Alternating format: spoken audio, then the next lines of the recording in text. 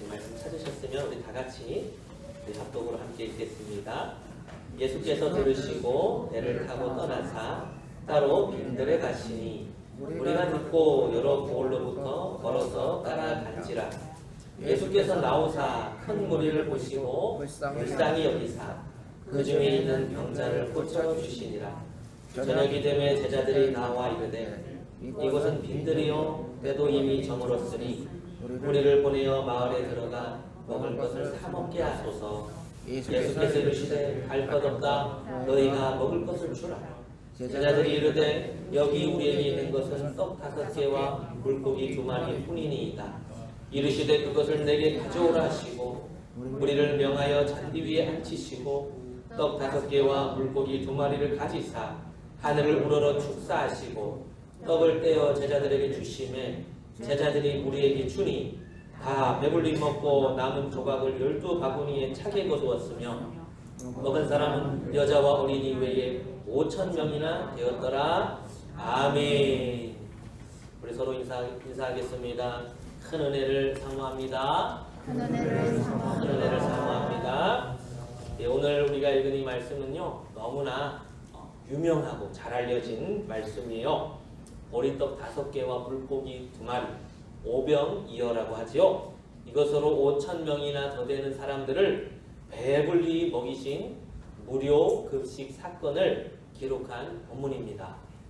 이 본문은요 마태복음 오늘 14장, 마가복음 6장, 누가복음 9장, 요한복음 6장, 사복음서 전체에서 기록하고 있는 본문입니다.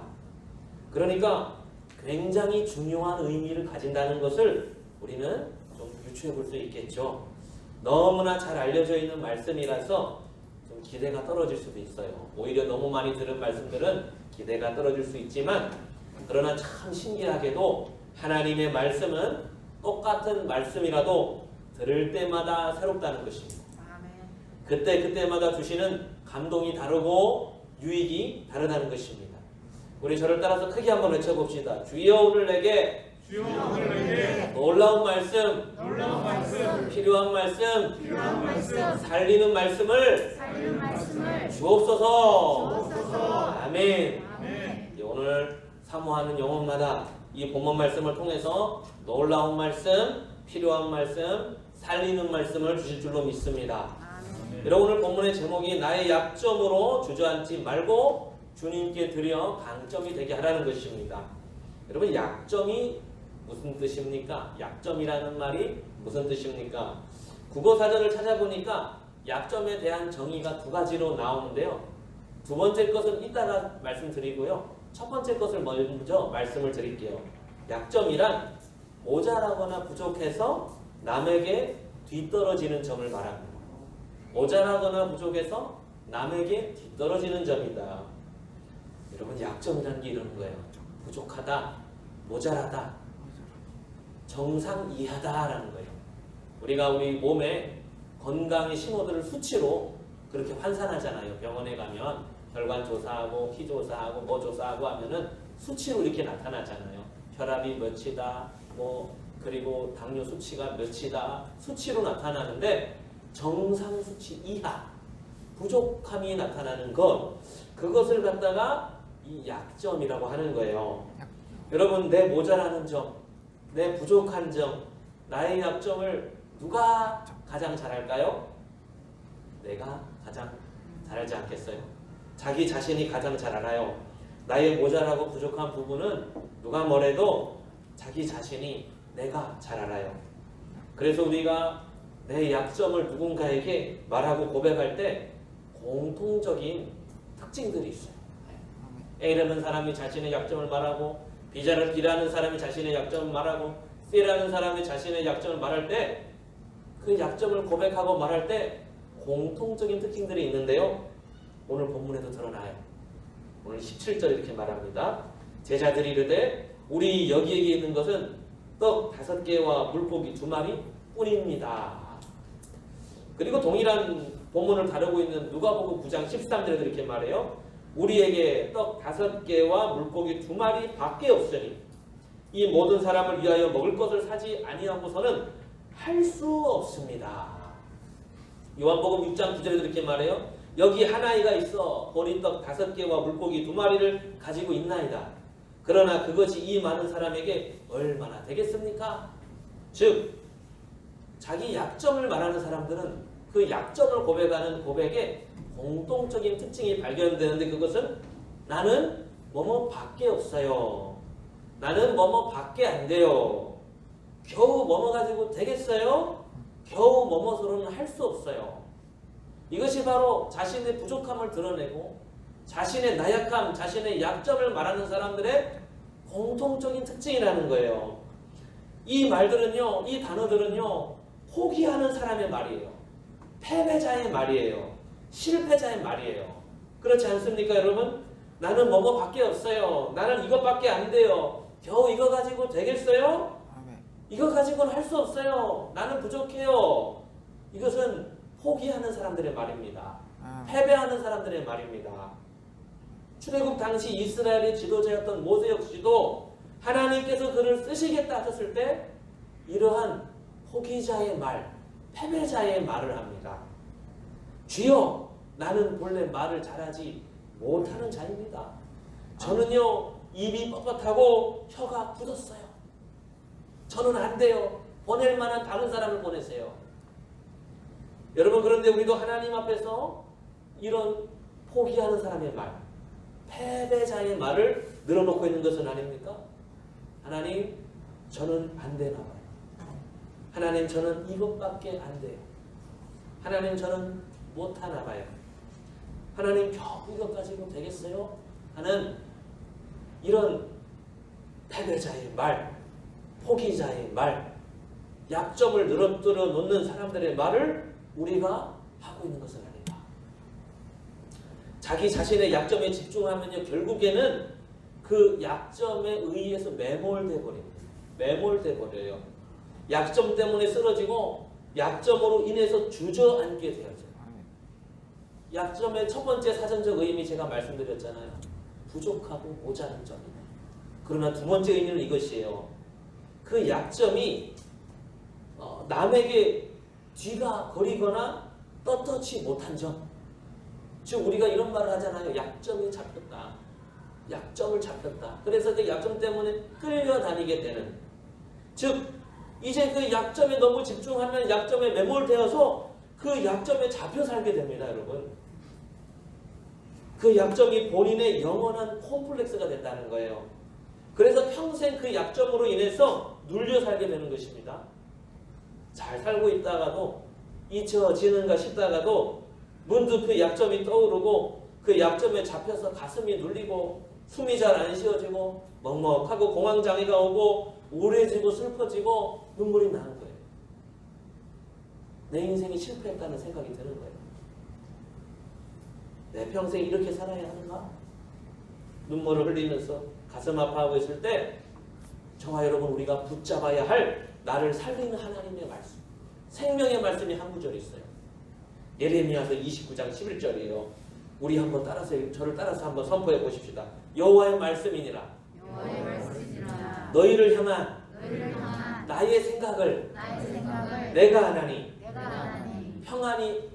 평안이요 재앙이 아니니라.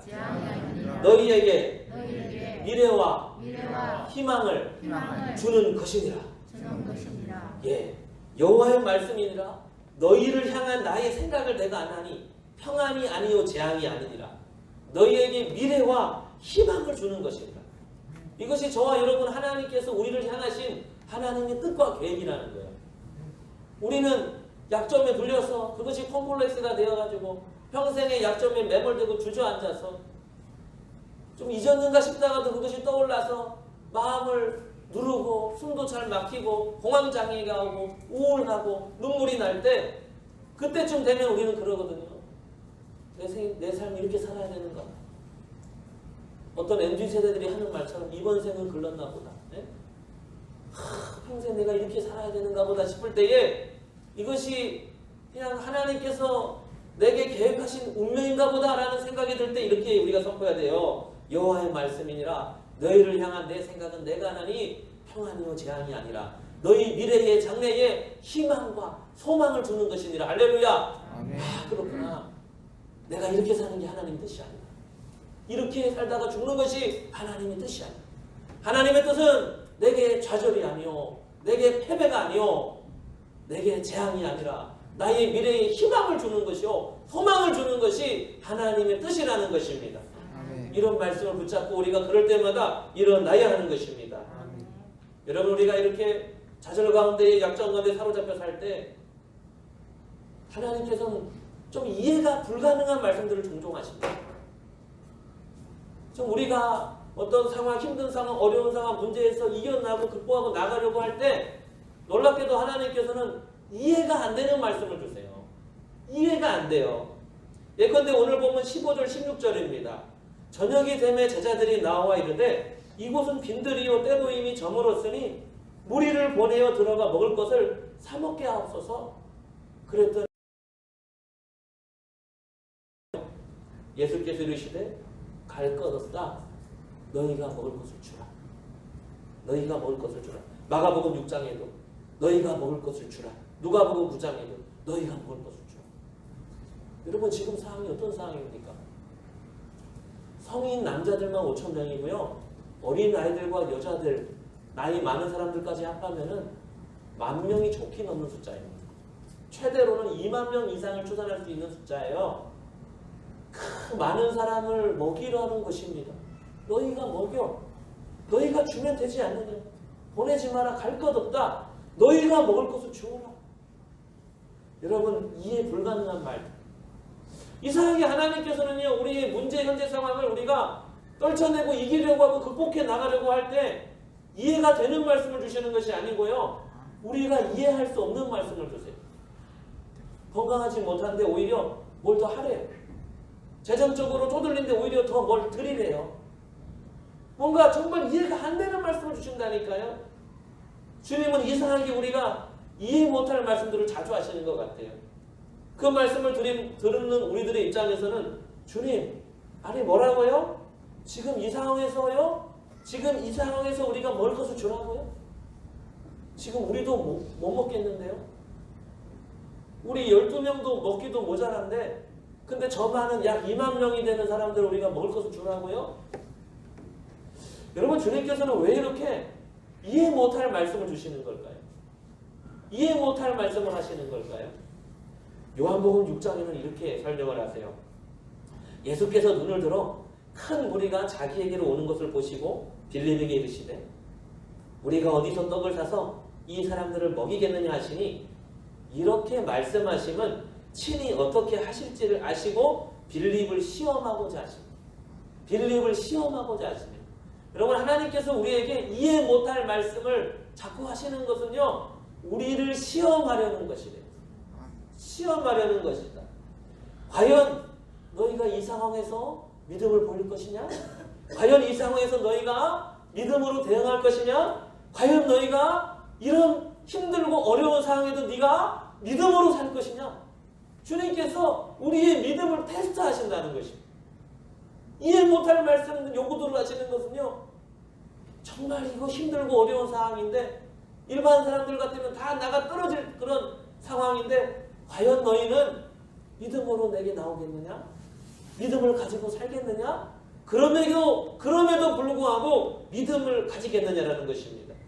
여러분, 우리는요, 상황과 환경, 여하에 관계없이 주님께서 고치실 것이라는 믿음, 주님께서 부흥케 하실 것이라는 믿음, 주님께서 회복해 주실 것이라는 믿음, 주님께서 해결해 주실 것이라는 믿음, 주님께서 역사하실 것이라는 믿음, 주님께서 길을 내고 하실 것이라는 믿음을 가지고 나가야 되는 줄로 믿습니다. 아멘. 여러분, 그래요. 우리는 상황과 환경과 약점에 매몰될 사람들이 아닙니다. 우리는 상황과 환경, 나의 약점에 의해서 매몰되고 주저앉을 사람들이 아니라 그럼에도 불구하고 믿음을 가지고 나아가는 사람들입니다. 놀랍게도 우리 하나님은 이런 때 역사하시는 거예요. 그런데 하나님께서 이런 상황에서 역사하실 때 꼭 이렇게 역사를 하시더라고요. 주님께서는요, 우리의 약점을 들어서 역사하시더라고요. 희한해요. 우리는 부족하다고 생각하는 것, 우리는 모자라다고 생각하는 것, 쓸데없다고 생각하는 것, 안 된다고 생각하는 것, 그런 약점을 들어서 주님께서는 쓰시더라고요. 일을 하시더라고요. 저와 여러분 우리의 부족함을 들어서 일을 하시더라고요. 대표적인 것이 무엇입니까? 예수 그리스도의 십자가입니다. 여러분 지금부터 2000년 전에 로마 제국 시대의 십자가가 무엇입니까? 수치스러운 그 자체 아닙니까?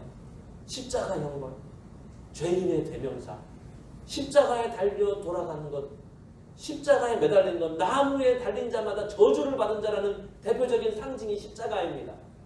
그래서 그 십자가에 달린 사람은 저주받은 사람이라는 대표적인 상징성이 있어요.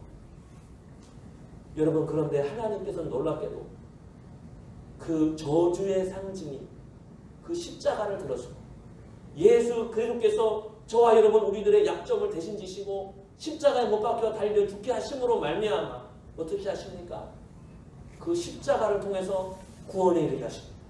그 십자가를 통해서 천국의 영광에 이르게 하시는 것입니다.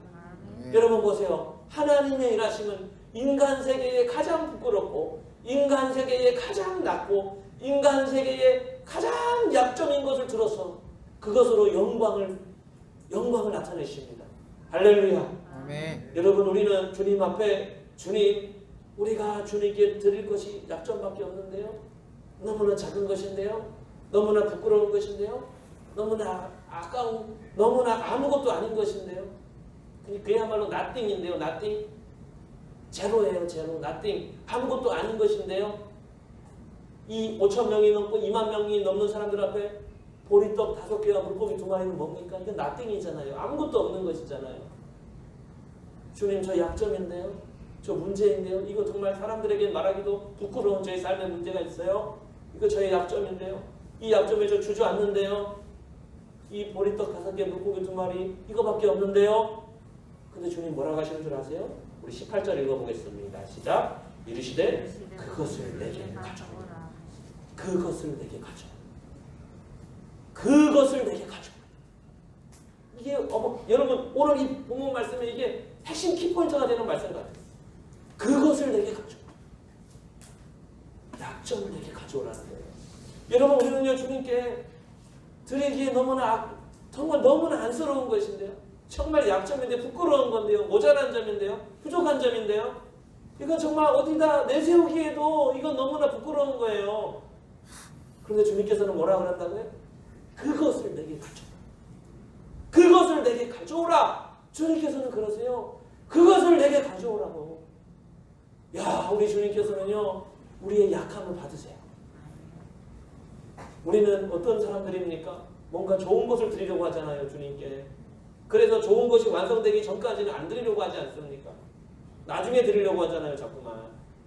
조금 더 제가 온전해지면 쓰임 받겠습니다. 조금 더 제가 준비되면 쓰임 받겠습니다. 조금 더 완전해지면요. 조금 더 좋아지면요. 좋은 모습으로 나갈게요. 지금의 모습은 조금 안 되겠어요. 제가 생각해도 저의 지금의 모습으로는 아닌 것 같아요. 그런데 주님께서는 뭐라고 해요? 그것을 내게 가져와. 그것을 내게 가져와. 그 모습 그대로 나오라. 주님께서는 그것을 받으신다는 것입니다. 오늘 말씀의 제목이에요. 나의 약점으로 주저앉지 말고 그것을 주님께 드려 강점이 되게 하라는 것입니다. 그 약점을 들어서 강점이 되게 하라는 것입니다. 내가 가지고 있으면 끝까지 약점이 되고요. 콤플렉스마저 되고 맙니다. 그러나 그것을 주님께 드려버리세요. 아무것도 아닌 nothing인 그것을 주님께 드려보세요. 주님께서 기쁘게 받으실 뿐만 아니라 그 약점을 들어서 강점이 되게 하십니다. 어떻게까지 하셔요?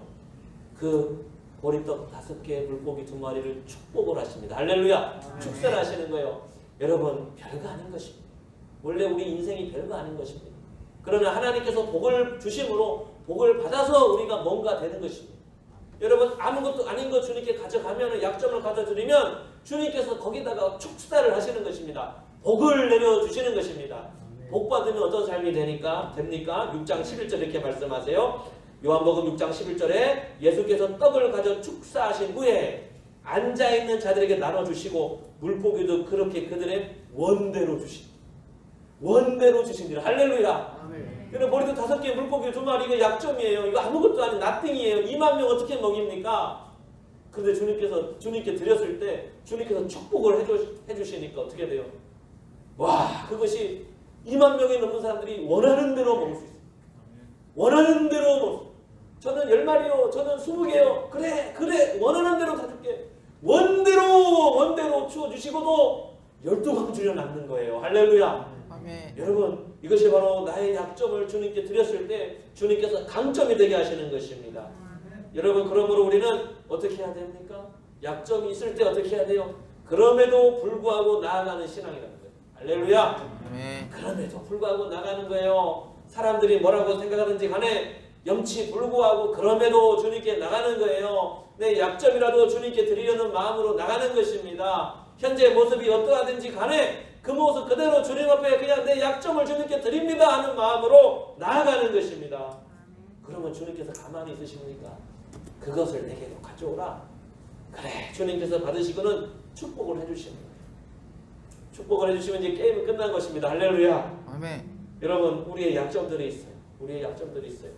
근데 약점을 약점대로 놔두면은 매몰되고 주저앉아 버리게 됩니다. 그런데요, 세상 사람들 중에도 약점을 강점으로 쓰는 사람들이 있더라고요. 그 마이너리티 디자인이라는 책을 쓴 일본인이 있는 작가가 있는데 그분은요, 자신의 약점이 뭐냐면 운동약자라고 스스로 말을 합니다. 운동약자. 왜 몸치들 있잖아요, 그죠? 공부는 잘하는데 이게 몸이 자기 원대로 안 따라주는 그런 분들이 계세요. 운동을 너무 못하는 거 벌써부터 이건 뭐 선천적인 것이라 늘 그의 약점이었다는 거예요. 운동 못하는 것이. 아멘. 그래서 어디 가면은 운동만 하면은 거기서 왠지 자신감이 없어지고 막 집에 오고 싶고 막 그러는 거예요. 근데 이분이 생각의 전환을 발상을 전환을 해버렸어요. 그야말로 정말 띵킹 시프트를 이렇게 내보여요. 그래가지고 이분이 어떻게 했냐면은 그래, 책을 썼어요. 뭐라고 책을 썼냐면 마이너리티 디자인, 약점을 설계하자. 그래서 이분이 뭘 만드는 줄 아십니까? 일본어로 유루 스포츠라는 거예요. 유루 스포츠. 이 유루라는 일본어가 느슨한 이런 뜻이 돼요. 느슨한 운동. 그래서 어떤 걸 만들어내냐면요. 왜 농구를 하는데 뛰어다니지 않는 농구. 종목을 바꿔버려요. 그냥 이 농구는 그냥 걸어 다녀야 되는 거예요. 재밌죠? 그리고 럭비인데 뛰지 못하는 럭비, 굴러다니는 럭비 이런 걸 만들어 버린 거예요. 종목 자체를. 그러니까 오히려 막 뛰어다니는 사람보다 굴러다니는 사람이 더 유리한 거예요. 이제. 이 스포츠를. 그래서 승자도 없고 패자도 없고 저도 기쁘고 이겨도 즐거운 그런 스포츠를 아예 만들어냈어요. 여러분, 그래요. 이런 생각도 할 수 있다. 세상 사람들도 오히려 약점에 매몰려 사는 것이 아니라 생각의 발상을 전환해 보니까 어떻게 해요? 약점이 오히려 강점이 되더라라는 것이에요. 여러분, 그래요. 우리도 우리의 약점들이 있어요. 저는 우리 교회의 약점은 이거라고 생각을 합니다. 우리의 약점은요, 뭐를 길게 못한다는 것도 있어요. 기도도 길게 못해. 그죠? 우리 새벽 기도하면 다 10분 하면 집에 가요. 뭐 길게를 못해. 이게 뭐냐면 우리의 약점은 작심삼일이에요. 여러분, 근데 발상을 전환해 봅시다. 작심삼일을 강점이 되게 할 수 있는 건 뭐예요? 작심삼일을 여러 번 하면 된다는 거예요. 그렇지 않습니까? 작심삼일이 약점인 사람들은 작심삼일을 여러 번 하면 된다는 거예요. 이게 정말 그렇구나. 제가 이렇게 깨닫고는요. 그리고 또 우리 가나안교회 또 연약함, 이 현대교회 연약함이 뭡니까? 현장으로 모이기가 어렵다는 거예요. 너무나 각개인의 생활이 바쁘고 또 현장으로 한 군데 모이는 게 너무 힘들어요. 그러면은 뭐가 있을까 제가 생각을 하다가 우리의 약점을 하고 강점을 바꿔서 주님께 드려보자. 그래, 온라인은 되지 않느냐. 온라인. 그리고 온라인은 어디 있든지 간에 우리 모일 수 있는 것이 아니냐. 그리고 우리가 길게 못하니까 짧게 기도하자. 온라인에 모여서 10분 15분 기도하자. 자주 기도하자. 할렐루야. 여러분, 이것이 약점이지만 우리가 모였을 때 이렇게 할 때 우리의 강점이 될 수 있다는 거예요. 그래서 제가 생각하기에 2가지 계획을 했어요. 첫 번째, 미라클 기도회다. 미라클 기도회. 기적이 일어나는 기도회. 이 미라클 기도회는 온라인에서 10분 15분 모여서 기도하는데요.